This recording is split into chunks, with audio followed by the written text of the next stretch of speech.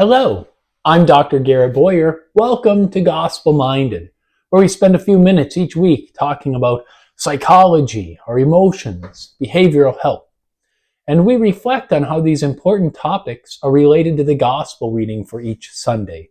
I'd like to point out, like I do every week, that this is no substitute for actually getting yourself to church or participating in counseling or therapy or spiritual direction if you're involved in those sort of practices.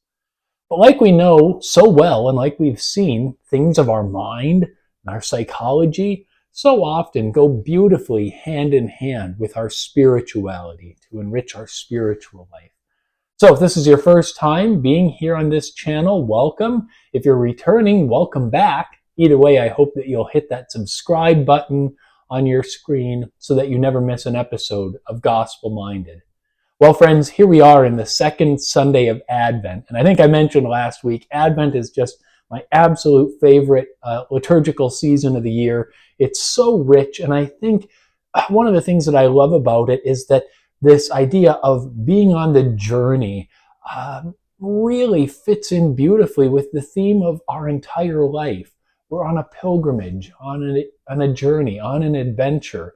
And we get a taste of some of that language in today's gospel. It's from the Gospel of Luke, chapter 3, and it's verses 1 through 6. I'm going to pick up where it starts with the entry of John the Baptist.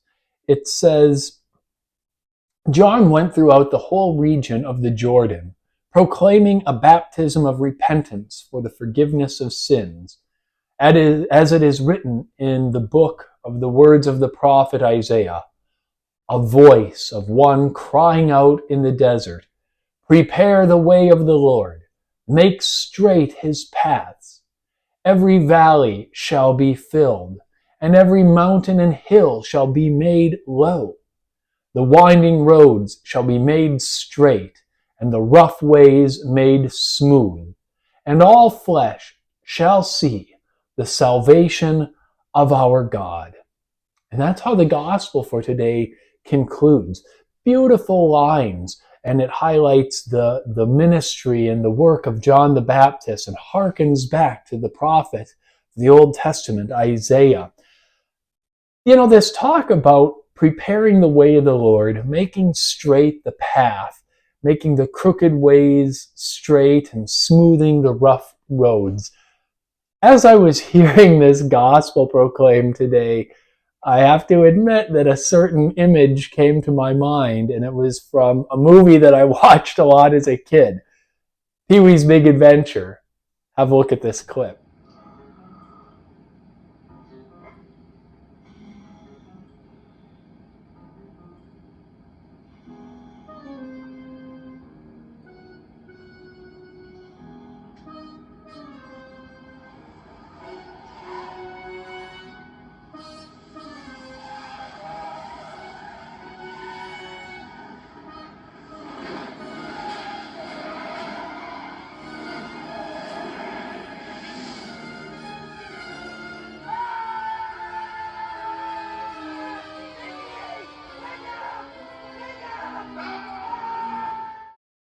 Oh man, that's pretty intense stuff. You know, it's just the dumbest movie, but I think that image is a great metaphor or image of what our lives can look like sometimes.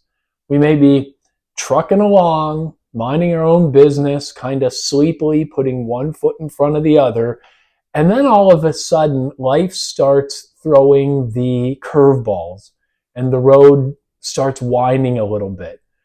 And then all of a sudden, next thing you know, you're having a hard time keeping control. Now, some of those things that we saw there in Pee-wee's Big Adventure, those road signs, I mean, the list is endless for the possibilities for what that could be in our own lives. It might be a child struggling in school or dealing with bullies. It might be you having a fight with your spouse or a coworker or a peer. It might be you having an aging parent who's sick and needs attention and care. I mean, these are just a few examples, but these kind of things can come up all the time. And all of a sudden, as we're trucking along our day-to-day life, these things can start to create those winds and those turns. And if you put a couple of those sort of stressors together, it doesn't take much to start feeling like that Pee Wee character, like I'm trying to stay on the road, but it is all kinds of messed up. And we can feel out of control and like we've really lost a grip on our ability to keep the wheels, or to keep the wheels in between the lines.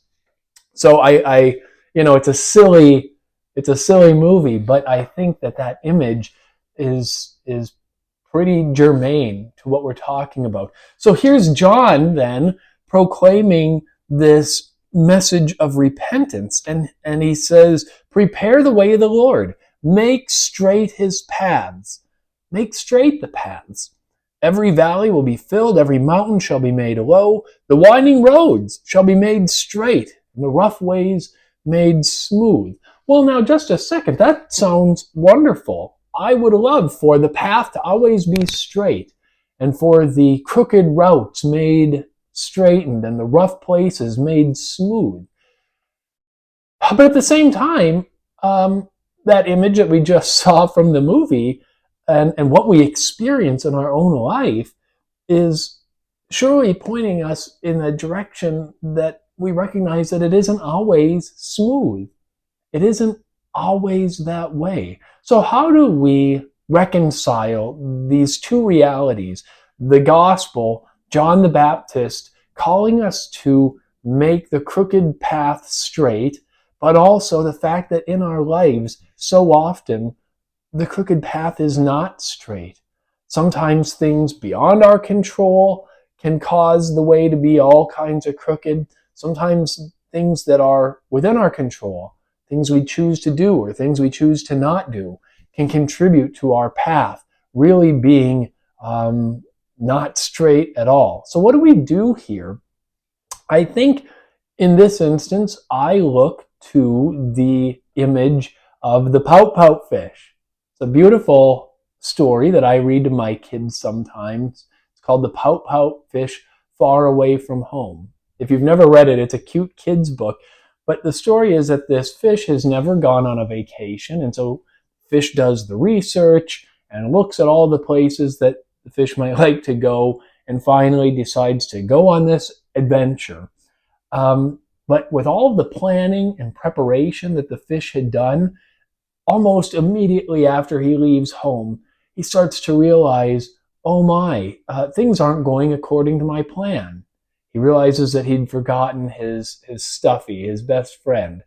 So now he's journeying by himself, feeling sad that he's not got his companion with him. There are detours that slow him down. He runs across people that he would rather not run across. And so the journey doesn't look the way that he had expected, and it doesn't look the way that he had hoped for it to look. And by the end, he's starting to feel some despair, thinking, I can't handle this. This isn't what I thought an adventure was going to look like. I don't like to go on an adventure, he says. I don't like to be away from home. And that's when some good psychology comes in. He starts to think that positive thought of, I may not like this right now, but it's not going to be this way forever, and it'll look different tomorrow. I'm paraphrasing here, but wow, what a profound lesson. When life starts throwing us those curveballs, when we start finding ourselves driving on the crooked road, we don't have to like it. We don't have to enjoy it. And at the same time, we can have that positive thought in our mind that, okay, just because I don't like this right here and right now, it's not going to last like this forever. Eventually, that road will be made more straight, and I'll feel like I'm in a place where I can manage it better. And that's exactly what the pout-pout fish ends up saying at the end. Look at this line. Not every part of the trip went smoothly, but the detours are the trip too. And that is such a powerful message and a reminder for what you and I experience day in, day out. We've inherited a fallen human nature, And there are going to be those pitfalls, those unpleasant or uncomfortable detours. So often the road will seem fraught with difficulties and challenges and hardships, and we'll feel like we're Pee-wee trying to keep the car in between the lines on this bizarre stretch of road. And yet at the same time, John is telling us, we'll make the crooked paths straight. And so I think this is where that beautiful quote from Flannery O'Connor comes in. Have a look at it here. We have this image hanging in our home here at our house. It says, acceptance does not preclude one from making an attempt to make life better or to make a change. And I think, she's speaking about ourselves. We can accept ourselves, but we can still try to make life better or make a change. But in this journey through life, same thing. We can accept that there are challenges and struggles in life, but that does not preclude us from doing what we can, taking control where we are able to try and make that path straight, to make that crooked way more manageable, to smooth out those rough places. And I just think this is such a profound and beautiful message for this second Sunday of Advent. We are on an adventure, a journey through life. And you can't spell adventure without Advent.